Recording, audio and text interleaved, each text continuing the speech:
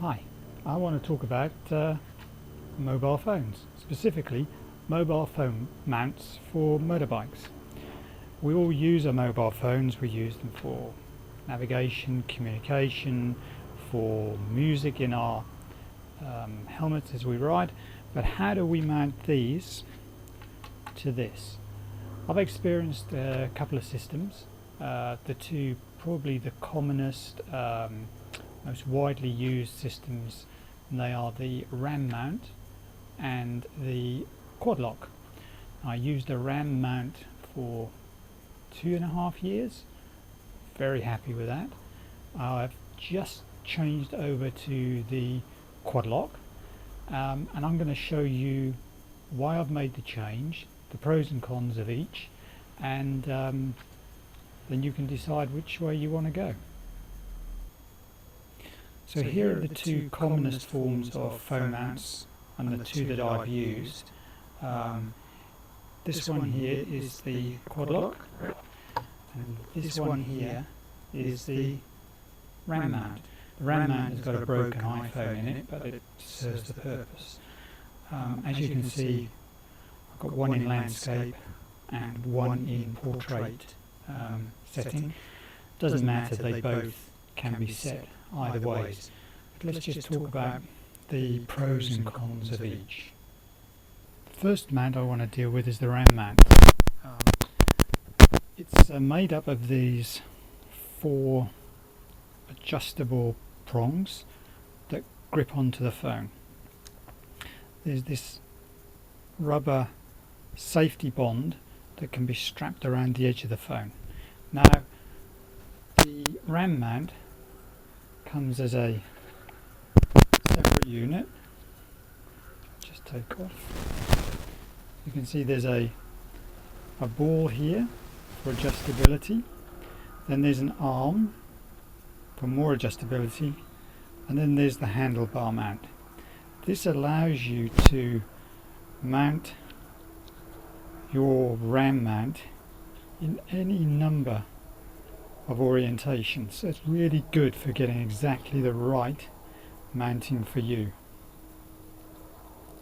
Mounting the phone itself is really simple.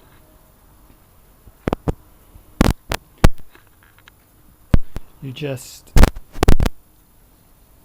open up the arms and put the phone in. So here you can see the phone mounted in the RAM mount, and it's held really securely.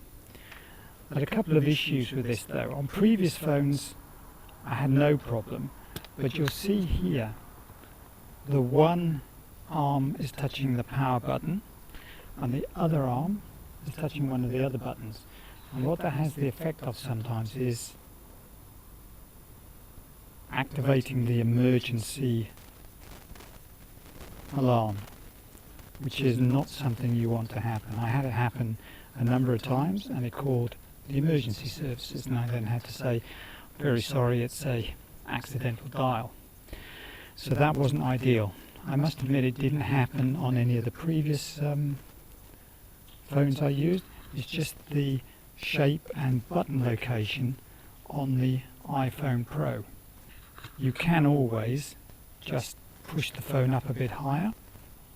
So here you'll see the phone is now not touching the buttons on either side, but it is quite high, which kind of makes it a bit ungainly. The other thing I didn't really like is if you don't set it up exactly right initially, as you ride, there is some slack in the way the phone is held, and it can rotate so that you end up riding down the road with the phone off to one side. It's not any less secure, but it just can rotate, which I don't really like. So the RAM mount, as I said, is made up of component parts, and you build the system you want, and you can use it for other things. Here we see the handlebar mount and the short arm, and onto that goes the RAM mount unit. It will work around these ball joints. There's the ball on the back of the RAM mount, and they're held in these jaws and adjusted with that handle. And it's really an excellent unit, and doesn't rust. It just seems to go on forever. The quad lock is an entirely different system. It has a handlebar mount, and then there is an arm that you can use, and the arm is adjustable so that you can rotate the unit around sort of an axis here, and then the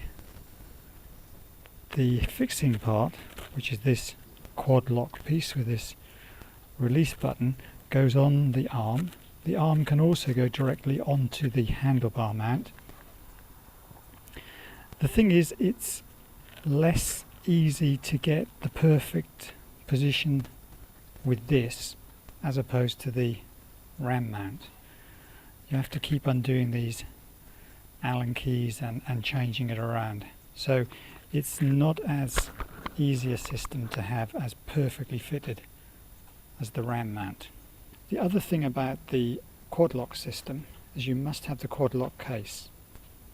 Specifically for your phone is the quad lock locking system on the back of the case that locks into the bit on the handlebars. I find this a little bit difficult to use one-handed, and that you have to line up those points on the back, but once it's fitted, it's extremely rigid, no movement, holds it in place. To remove it, you just push the button, twist, and it comes off. So, RAM mount X grip or quad lock? Which is it? Well, this is where it all matters, out on the road. And I hope you can see there's a little bit more vibration from the X grip. The quad lock has very little vibration on it at all. You can place both where you want to see them. In the end, it comes down to personal choice. A lot of people feel that the X grip from RAM mount maybe isn't as secure as it should be, but let me tell you right now, it is. I've used it on off-road bikes, and I've dropped those off-road bikes, and I've never felt like the phone was going to fall out.